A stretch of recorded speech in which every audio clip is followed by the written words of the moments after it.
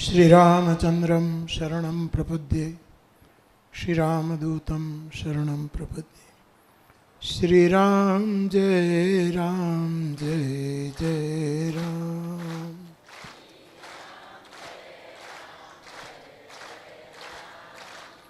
श्रीराम जय जय राम।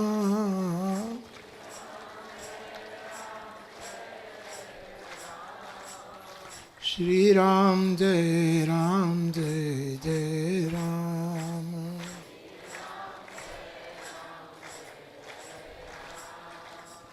मंगल भवन अमंगल हारी।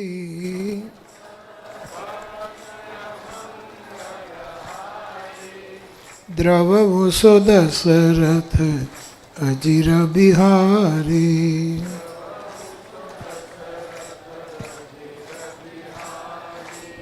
श्रीराम जय जय राम।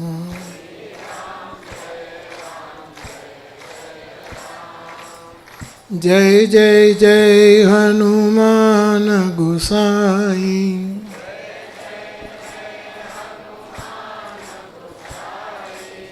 कृपा करो गुरुदेव की नाई।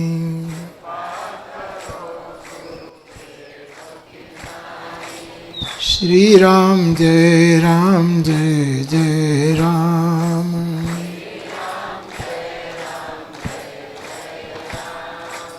श्री राम जय जय राम।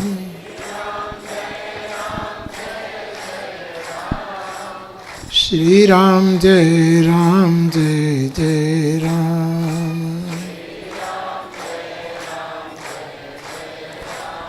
बोलिए हनुमान जी महाराज की जय। वड़वाला देव की जय। सौ प्रथम प्रतिवर्ष मारू चातुर्मासનું મૌન હોય છે। હું 2.5 મહિના વ્યાસપીઠ સિવાય બોલતો નથી, પરંતુ અહીંયા જેટલું બોલીશ એટલા પૂરતી હું મારું મૌન એક બાજુ કરું છું। કારણ કે વ્યાસપીઠ ઉપર બોલું છું, આજે એક જગતગુરુની પીઠ ઉપર બોલી રહ્યો છું। અનંત શ્રી વિભૂષિત આપણા સૌના જગતગુરુ પૂજ્યપાદ કનીરામજી બાપુને પ્રણામ કરું છું। વડવાળા ધામની જે પૂરી પરંપરા આદિ સમયથી લઈને અત્યાર સુધી, એ પૂરી પરંપરાને પ્રણામ કરું છું। આ મંગલ પ્રસંગે 1 મહિનાનું અનુષ્ઠાન બાપુ કરી રહ્યા છે, ત્યારે ભાગવત કથા, રામકથા, શિવ કથા અથવા તો અહીંયા આપાની સમાધિ છે એના વિશેનું જ્ઞાન, એના વિશેનો ઇતિહાસ, આદિ કથાનું આયોજન થયું। એ તમામ સદગ્રંથોની વ્યાસપીઠને પ્રણામ કરું છું, એ વક્તાઓને પ્રણામ કરું છું। બાપુએ 2 દિવસ પહેલાં જેમ સાંભળ્યું તેમ કે આ સ્થાન માટે નયા મહંતની નિમણૂક કરી છે, એવા પૂજ્ય મયા રામદાસજી બાપુ, દૂધરેજના લઘુ મહંત અને શાખાઓના સૌ સંતો, જૂનાગઢ ભગવદ્ ગુરુ આશ્રમથી પધારેલા મહામંડલેશ્વર પૂજ્ય જગજીવનદાસજી બાપુને મારા પ્રણામ, અને કબીર આશ્રમ મોરબીથી એટલે દૂરથી બાપુ તરફનો આપ સૌને પણ પ્રણામ કરી અને મારી પ્રસન્નતા વ્યક્ત કરું છું। અહીં કહેવામાં આવ્યું કે બાપુની વાણીમાં અમોઘતા આવી ગઈ છે, કે બાપુ બોલે એ થાય છે અને આપણે બધા એના સાક્ષી છીએ. પરંતુ બાપુમાં મેં 3 વસ્તુ જોઈ. એક તો ભોળાનાથનું ભોળપણ. આ સાધુમાં મેં ક્યારેય રમત નથી જોઈ, નહીંતર રમતિયાળ સાધુઓ પણ મેં જોયા છે, પણ આ સાધુમાં ભોળાનાથનું ભોળપણ છે. રામનો સંયમ અને રામની મર્યાદા છે. આટલો મોટો સમાજ, રબારી સમાજથી હું પરિચિત છું.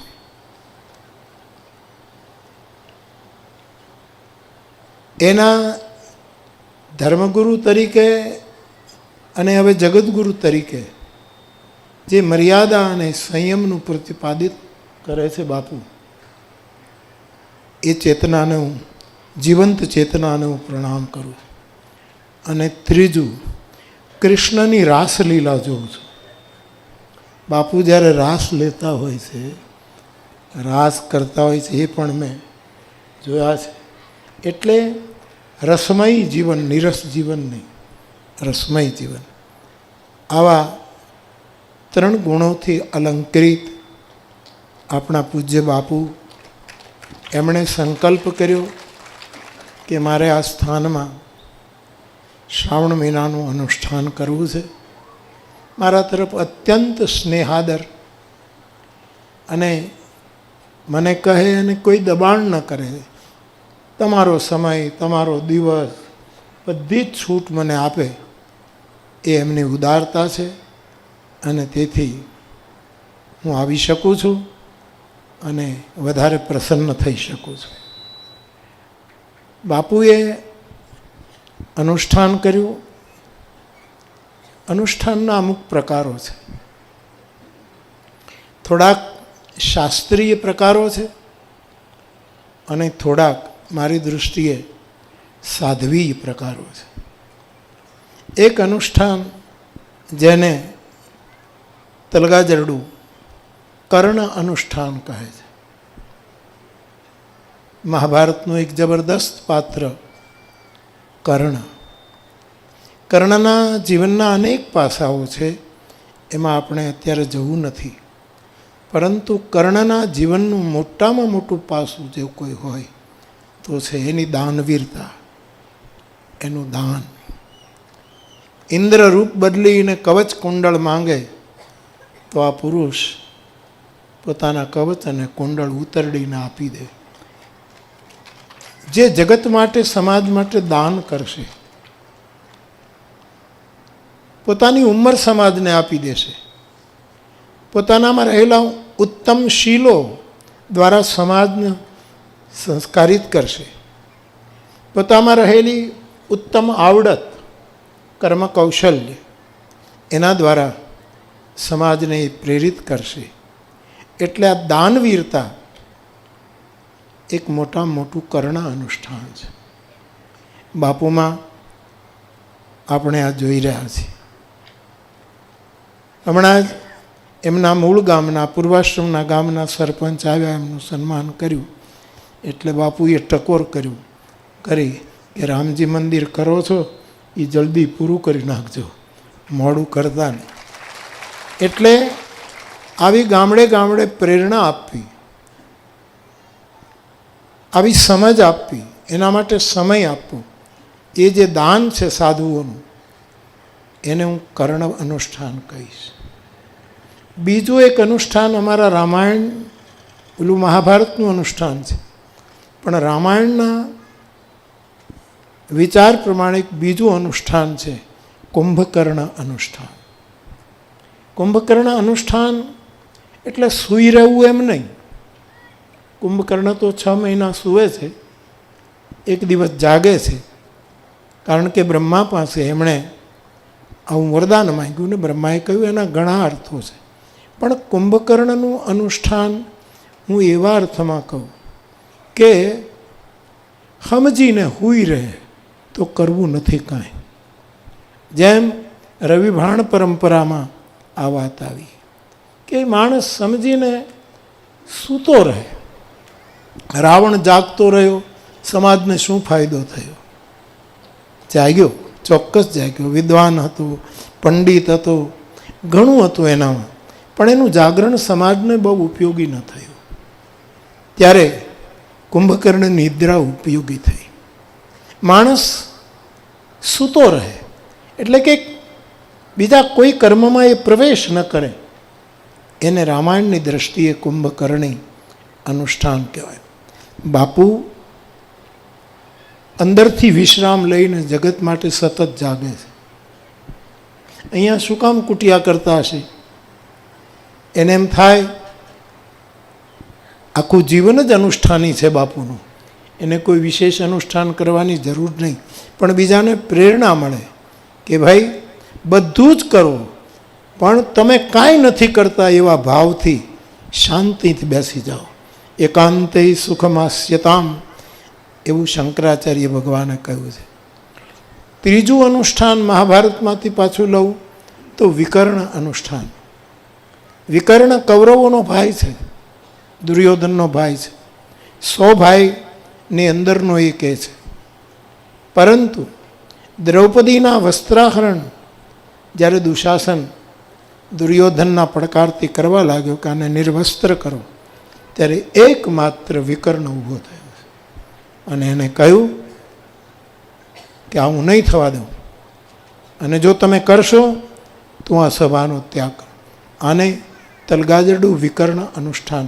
સમાજના જ્યારે વસ્ત્રાહરણ થતા હોય, સમાજની સંસ્કૃતિ છિન્ન ભિન્ન થતી હોય, સમાજમાં સનાતન ધર્મને નેટવર્ક ગોઠવીને કેમ એના મૂળિયા ખોદી નાખવા, એના બહુ જ સત્તાનો આશ્રય લઈ, સંપત્તિનો આશ્રય લઈ, લોકોની સંખ્યાનો આશ્રય લઈ અને જ્યારે સંસ્કૃતિનું વસ્ત્રાહરણ થતું હોય ત્યારે કોઈ માયનો લાલ ગમે તે થાય એની પરવા કર્યા વગર સમાજના ચોકમાં ઊભો રહેશે. એને હું વિકર્ણ અનુષ્ઠાન કહું છું.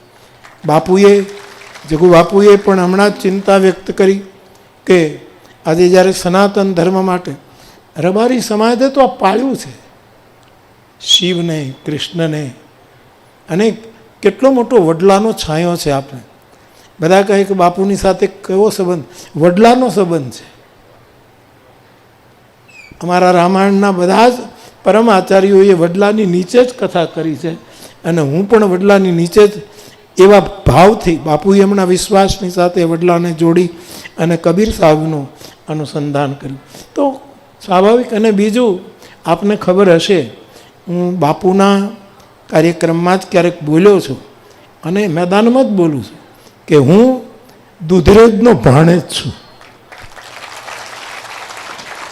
મારી મા દુધરેજિયાની દીકરી છે હતી. ભગવાનદાસ બાપુ દુધરેજ સાધુ, દુધરેજિયા સાધુ અને નાળિયેરી મૌલી, અને હું એનું સંતાન છું. એટલે મારો આ સંબંધ પણ દુધરેજની સાથે રહ્યો છે. અને દુધરેજની પરંપરાએ રામાયણ સાચવું છે.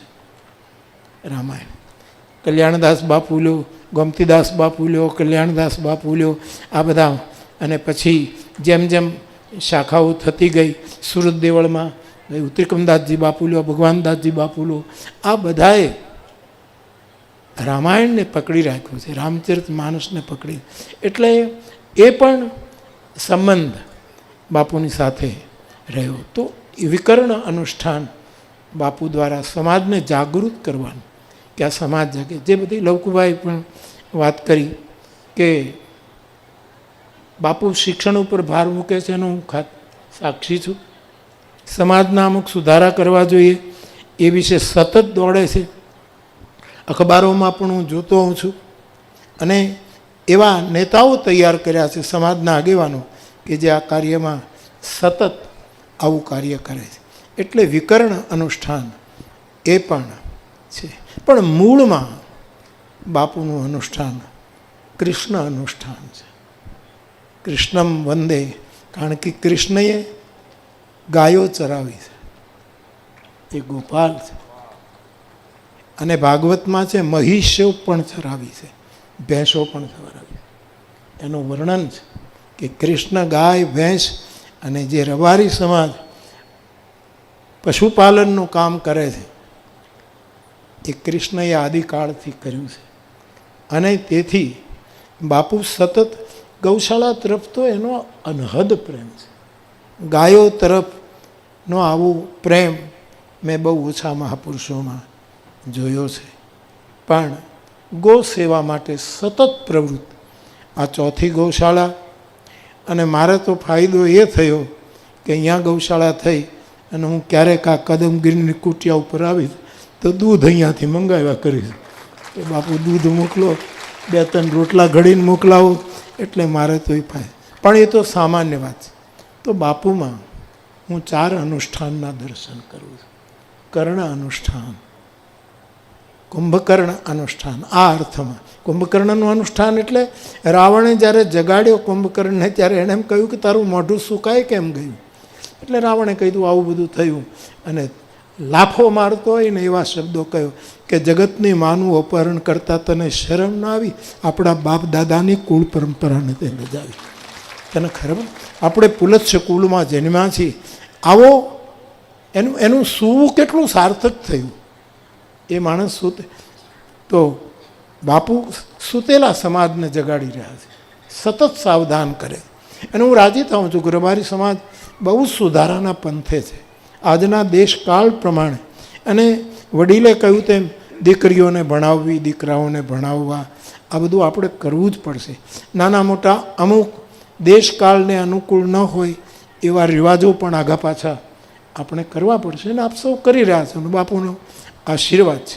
તો બાપુ 4 પ્રકારના અનુષ્ઠાની પુરુષ તલગાજરડાને દેખાય છે. એટલા માટે મને અહીં આવવું ગમે.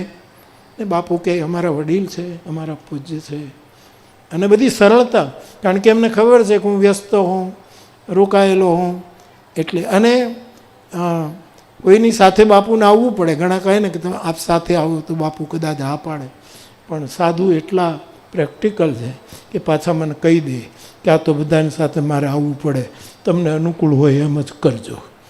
એટલે એક વડીલ તરીકે પણ એ આવું બધી રીતે સાચવે છે. વિશેષ કંઈ નહીં કહેવું, પણ અત્યંત પ્રેમ હોય અને જે પ્રેમ વ્રત ન તોડાવે એ પ્રેમમાં ધૂળ પડી. એટલે પ્રેમના નાતે, બાપુના વાત્સલ્યના નાતે હું મારું વ્રત તૂટતું નથી. મારા વ્રતને આશીર્વાદ મળ્યા છે. આમાં વ્રત કાંઈ ભંગ થતો નથી. તો હું આવીને બહુ રાજીપો વ્યક્ત કરું છું. આ વિસ્તારમાં એક નવું ધામ પ્રગટ્યું છે.